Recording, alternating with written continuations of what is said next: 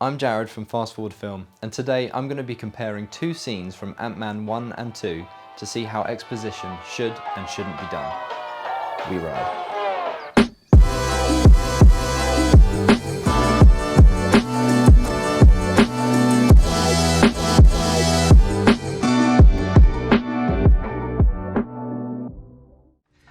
He had rumors about what was called the Pym particle, and he became obsessed with recreating my formula. But I wouldn't help him, so he conspired against me and he voted me out of my own company. How could he do that? The board's chairman is my daughter, Hope. She was the deciding vote. Quantum entanglement, Scott. We think she might have put some kind of a message in your head, hopefully a location. Then opening the tunnel triggered it. Your mom put a message in my head? Come on. That's insane. A large part of crafting a good story in a 110-minute runtime is the ability to tell what can't simply be shown, being able to provide information through dialogue relating to setting, biography, or backstory. This is what is referred to as exposition. Particularly with the enormity of the Marvel Universe, the writers are burdened with the tremendous task of fitting a lot of necessary information the audience needs to understand into a short amount of time. Some scenes throughout a film will occasionally depend entirely on the ability to communicate information through a character's dialogue, and although exposition is something that can easily be written poorly, I hope to shed some light on what some of the key ingredients are to producing good exposition. After rewatching Ant-Man and the Wasp, I noticed a scene that simply sucked, and I was intrigued. What makes one scene achieve its goals effectively and another not? In both of the scenes I'll be analysing, the audience is being introduced to the world of the supporting cast, Hank Pym and Hope Van Dyne, through the hapless hero Scott Lang. In this scene, which takes place after 40 minutes of showing the audience Scott's own backstory, we're given a few pieces of information. A brief but in-depth history of Hank Pym and his creation of the Pym particle in the Ant-Man suit, the connections between key characters and how their relationships are currently operating, the good guy, the bad guys, the good guy who was a bad guy, and even a succinct character profile on the antagonist, Darren Cross, which gives a reasonable explanation of the bad guy's wickedness, the why he is bad. This is important, as I'll explain shortly. One of the reasons the scene from Ant-Man 1 works a lot better than Ant-Man 2's is simply because the audience has a good cause to want the information they're about to be given by Hank. The pieces of information provided are all things that could have been dished out early in the film, but by withholding the information and instead revealing them after being introduced to each of the characters, there's a positive tension created by not knowing just enough so that when this monologue from Hank arrives, the audience receives that satisfying release of finally understanding why things have been playing out the way they have been. Hank also plainly states the theme of Ant-Man 1, which is asking if Scott Lang is ready to redeem himself. Scott, I believe that everyone deserves a shot at redemption. Do you? I do. This is something that couldn't be done had they not taken the time to show that Scott Lang needs redemption during the first half of the film. According to Blake Snyder in his book Save the Cat, the theme of a film should be clearly presented, usually in a character's dialogue, and is sometimes given in the form of a question or offer. Now, are you ready to redeem yourself? Absolutely. My days of breaking into places and stealing shit are done. This is so the protagonist has the opportunity to make a decision. A hero must make the choice to go on their journey. A character who simply gets dragged into situations isn't really a hero at all. In this scene, Scott is offered an opportunity to not only redeem himself, but to be able to see his daughter again. A particularly convincing reason for Scott to take Hank's offer, which propels him and the audience into the fun montage sequence that follows. Now, this isn't a prerequisite of writing good exposition, but writing an exposition-heavy scene and entwining that with the film's theme gives the scene more meaning than just strictly informational noise. Another reason Ant-Man 1's scene works so well is to do with blocking. Blocking is a term used in both stage and film that relates to how an actor moves about the set and what they're doing. Good blocking can fulfill a number of aims, such as revealing points of interest to the audience, providing a sense of pacing, or even to keep the actors from doing nothing, which can make for a boring scene, unless a lack of movement is used intentionally to create intensity at a dramatic point, for instance. During this scene, Hank delivers his lines by bringing Scott and the audience into his lab for the first time. He then moves about the lab, refueling the suit as he speaks about the Pym particle. He brings out the suit's helmet as he speaks about the dangers of using the particle without the protection of a helmet. And then, as the film's theme is stated, the blocking relaxes and we come to a still close-up on Hank and Scott, indicating the importance of the theme. This is all motivated blocking. Good movement and actions help to not only inform the audience further through visual storytelling, but gives key visual cues directly linked with what the characters are talking about, and helps to keep the actors in the scene feeling alive and natural. This one scene actually takes place over 2 sequences during the film, although it was likely filmed at the same time. No matter how well you've written exposition, there may still come a point where the audience needs to take a break. So midway through this scene, it cuts to Scott's daughter, and then to a scene of Darren Cross getting closer to his evil goals. Just like the calming of blocking that I mentioned earlier, this pace change gives the audience a breather and keeps their interest peaked so that when there's more information to deliver, the audience isn't already asleep. What do you want me to do? I want you to break into a place and steal some shit. As we return, the last few bits of exposition that's given is a short background on a character who's a threat and needs developing, Hank's reason why he wouldn't contact the Avengers. Again, both of these questions are set up in the first half of the film. And also the complicated relationship between Hank and Hope and the reason Hope wasn't chosen to use the suit.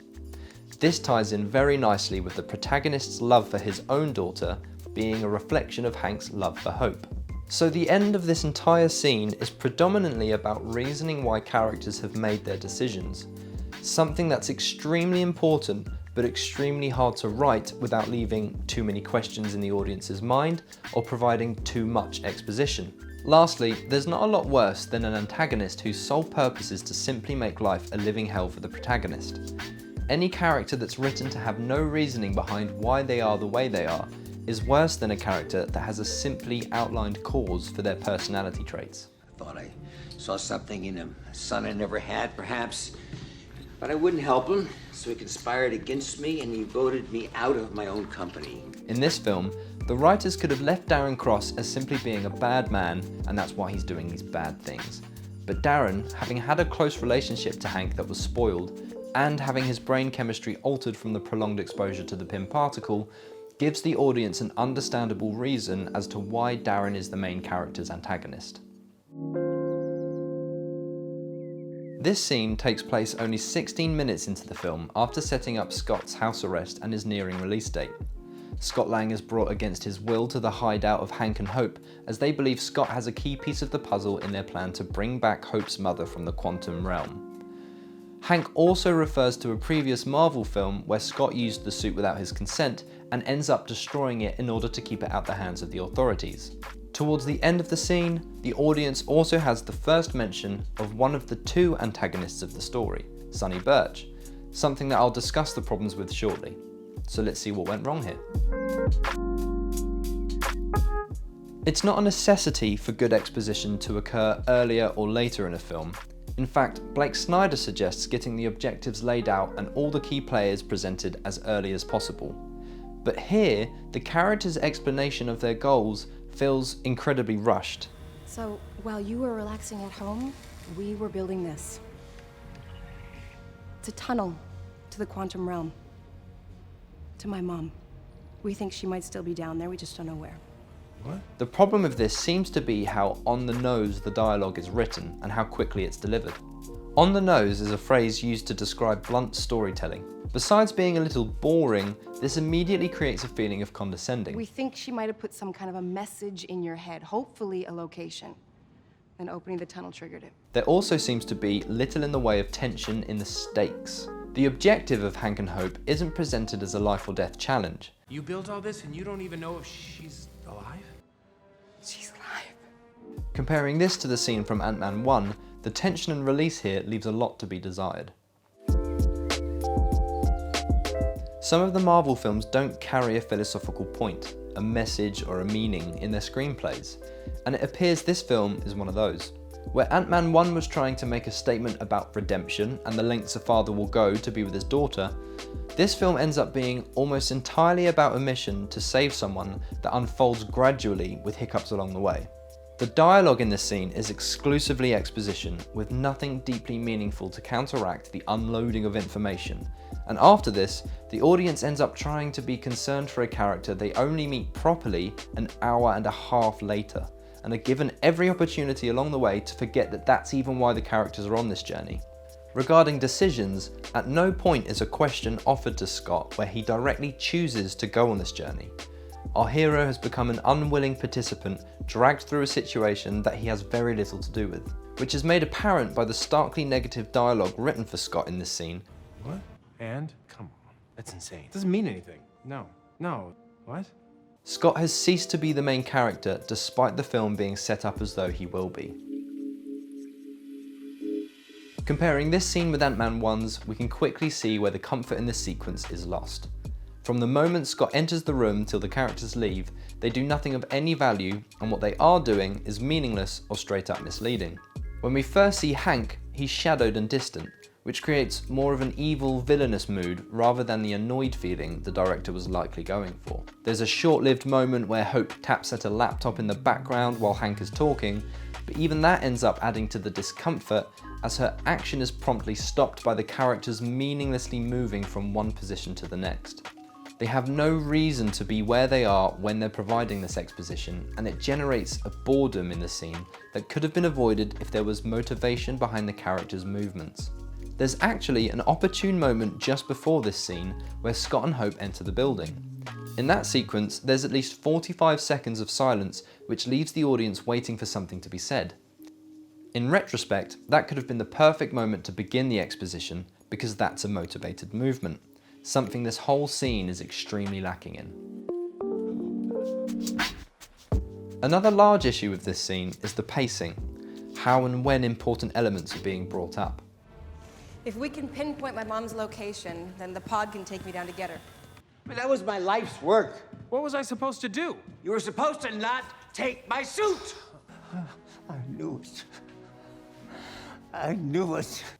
The conversation moves sharply from explaining the quantum tunnel and Hope's mother to Hank angered by Scott's antics with the Avengers, then quickly back to Hope's mother, which is coupled with an emotional moment between Hank and Hope.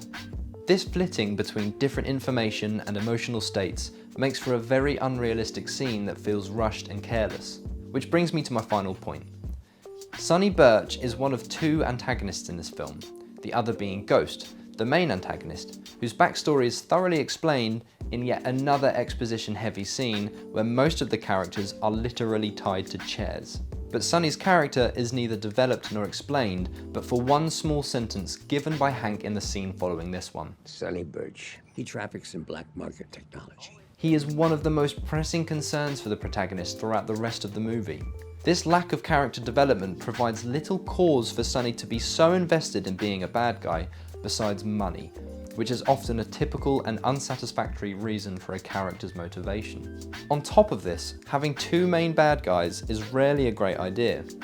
The writers were likely concerned with making sure there were forces the protagonist needed to be dealing with regularly, and Ghost's influence alone simply wasn't enough. But the story ends up convoluting and complicating in ways that ultimately leads the audience away from the main point of this story, which is saving Hope's mother.